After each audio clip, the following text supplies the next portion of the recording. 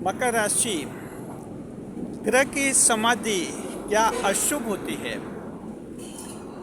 ग्रह की समाधि, ग्रह कब समाधि लेता है और अगर ग्रह समाधिस्थ है यानी समाधि लिया हुआ है तो क्या वो आपके लिए अशुभ हो जाएगा? देखिए, हमारे चैनल पर एक कमेंट आया है, हमारे चैनल की मेंबर है, महिला दर्शक है, कमेंट किया है। उन्होंने कहीं पर सुना है, देखा है या पढ़ा है या कहीं देखा होगा कि ग्रह जब अपने घर में होता है तो वो समाधि की स्थिति में होता है और खराब फल देता है। पूछ रही हैं कि क्या ये सच है? मकर राशि जातकों, हम आपको इसकी सच्चाई बताएंगे कि आखिर ये ग्रह की समाधि क्या होती है और ये आपके लिए अशुभ है या शुभ है। देखिए, ये वीडियो जो है इमरजेंसी वीडियो है और हम आपको ये कह रहे हैं कि इस वीडियो को आप 24 घंटे के अंदर देख लीजिए। इमरजेंसी वीडियो हम कभी कभार बनाते हैं और तभी बनाते हैं जब ऐसा विषय मिलता है जहाँ हमें लगता है कि तत्काल आपको बताया जाना चाहिए। इसमें एक दिन की भी देरी नहीं होनी चाहिए। एक दिन की देरी भी बड़ा नुकसान करवा सकती है।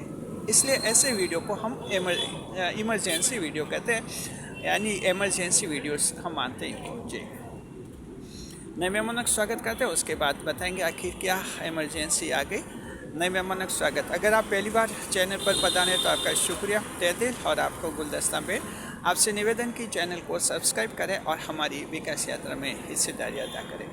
देखिए, मकर राशि जातकों की तरह तरह के लोग हैं इस दुनिया में, तरह तरह के पंडित हैं, तरह तरह के एस्ट्रोलॉजर्स हैं और तरह तरह के आचार्य हैं, शास्त्री जी हैं, सब कुछ हैं, लेकिन सब तरह तरह के हैं, यानी एक तरह के नहीं हैं। ये बड़ी दिक्कत है। बुद्धिजीवी हैं, वो भी अलग अलग होते हैं, कोई एक दूसरे से सहमत नहीं होता हुआ दिखता है। स्थिति क्या है?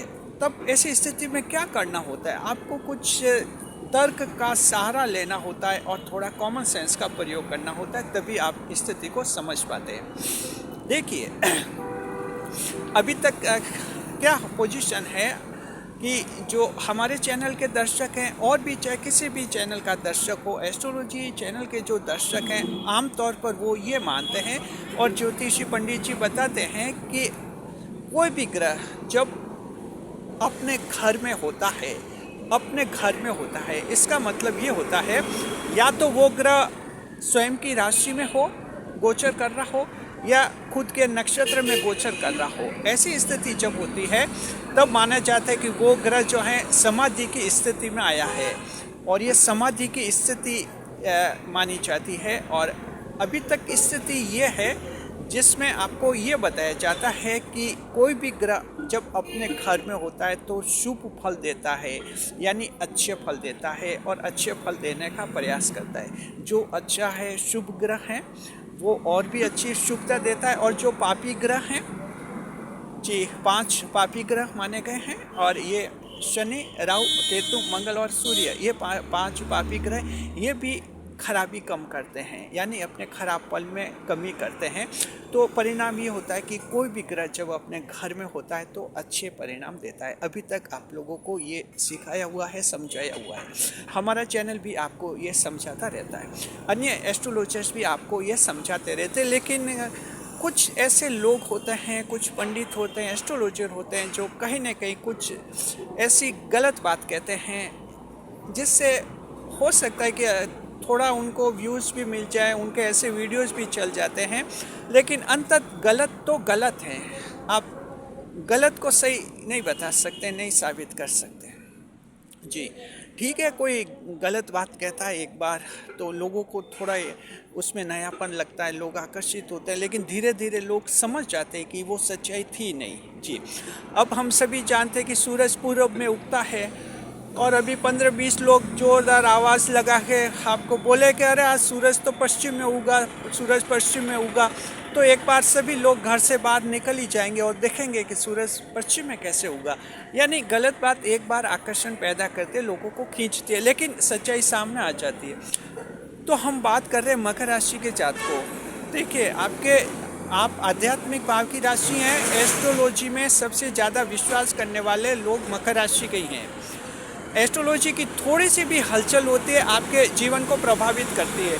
आपकी मनोदशा को प्रभावित करते हैं, आपका सेल्फ कॉन्फिडेंस ऊपर नीचे कर देते हैं। अगर एस्ट्रोलॉजी में थोड़ी हलचल हो, कोई ग्रह खराब भाव में गया है, आपको खुशी होती है, कोई ग्रह बुरे भाव में आ गया है, आपको दुख होता है जी, क्योंकि बहुत संवेदनशील होते हैं मकर राशि के लोग। सबसे ज़्यादा एस्ट्रोलॉजी बिलीवर आप होते हैं, विश्वास रखते हैं ज्योतिष शास्त्र में। ऐसी स्थिति में जब आप ये सुने कि कोई ग्रह जब अपने घर में यानी अपनी खुद की राशि में या खुद के नक्षत्र में तो खराब फल देता है, तो आपकी निराशा और बढ़ जाती है, क्योंकि अभी तक आप यही उम्मीद लगाते हैं कि कोई भी ग्रह अपने घर में तो अच्छा फल देता है, यही आप सोच रहे थे। मकर राशि के जातक को अब हम बताएंगे सच क्या है। सच ये कि कोई भी ग्रह जो हैं अपने राशि में और अपने नक्षत्र में अच्छा फल ही देता है। देखिए, जो 9 ग्रह हैं उनमें से 2 ग्रह ऐसे हैं जिनकी कोई राशियाँ नहीं है। राहु और केतु को कोई राशियाँ नहीं मिले। इसके अलावा अन्य जो ग्रह हैं उनमें से 5 ग्रह को 2-2 राशियाँ मिली हुई हैं और चंद्रमा और सूर्य उनको 1-1 राशि मिली हुई है, यानी ये इनकी खुद की राशियाँ मानी गई हैं। और सभी जो ग्रह हैं उनको 3-3 नक्षत्र मिले हुए हैं, जिसमें राहु केतु भी शामिल है। तो स्थिति इस तरह के बनती है कि ग्रह जो होते हैं उनकी खुद की राशि भी होती है और खुद के नक्षत्र भी होते हैं। जब उनमें वो गोचर करते हैं तो बड़ा शुभ परिणाम देते हैं, अच्छा परिणाम देते हैं, जीवन को खुशहाल बनाते हैं, जीवन को आगे बढ़ाते हैं जी।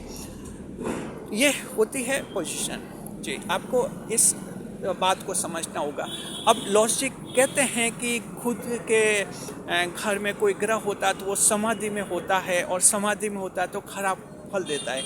अब आप अंदाज लगाइए, एक समाधि में कोई इंसान क्या खराब फल देगा।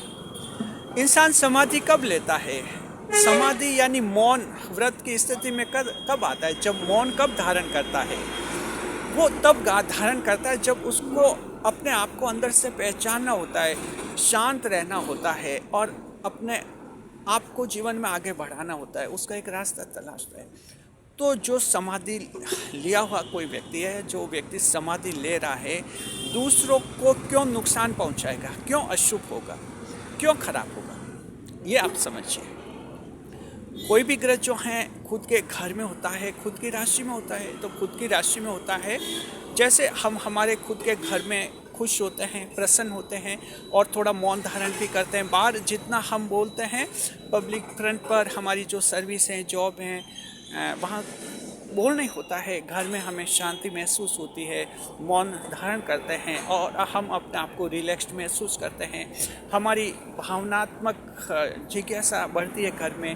बाहर हमारा IQ ज़्यादा काम आता है, घर में हमारा EQ ज़्यादा काम आता है, भावनाएं जुड़ती है और घर में हम बहुत ही संतुष्ट महसूस करते हैं। और जब भी दिन में कभी 2 घंटे के लिए मार्केट जाना होता है, बाहर जाते हैं, तो हमें लगता है कि घर में हम जितना सहज मानते थे, जितना अपने आप को काबिल मानते थे, बाहर जाने पर 2 घंटे में भी आप मार्केट जाकर देखिए, आपको लगेगा कि आप इतने काबिल नहीं हैं जितना अपने आप को सोच रहे हैं। वहाँ दुनिया के हर तरह तरह के लोग लगेंगे और वहाँ लगेंगे कि आप में अभी इतनी काबिलियत नहीं है, यानी आप वैसे नहीं है जैसा मानते।